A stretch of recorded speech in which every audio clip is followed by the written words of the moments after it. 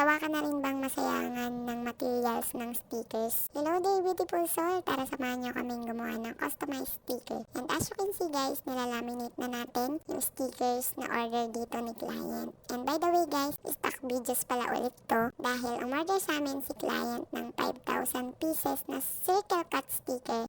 Napa-order po kami ng laminating machine. Kasi sino ba naman yung kakayanin yung magmano-mano ng 333 pages na A4 size ng sticker paper. And katulad nyo dati, sawang-sawa din kami na maglagay ng phototop ng mano-mano. Kasi ang dami talaga namin nasasayang. Pero ngayon, afford na natin na bumili dahil alam ko may mga clients talaga na magtitiwala sa atin para sa mga sticker label nila. And dati talagang mano-mano lang yung ginagawa namin even sa pagkat ng sticker. Pero ngayon, meron na rin po kaming cameo for kaya naman kung nasa season ka ng gupit-gupit pa rin, mano-mano pa rin ng squeegee, paglagay ng phototop, huwag kang sumuko kasi soon ina makikita yan ng Lord yung lahat ng efforts mo and siya magpo-provide ng pambili mo ng materials na magpapagaan ng mga gawain mo sa business. Kaya naman, kapit lang kapit, soon lalago din yung business natin. So yun lang guys, thank you for watching. Always remember, so whether eat or drink or whatever you do, do it for the glory of God. God bless!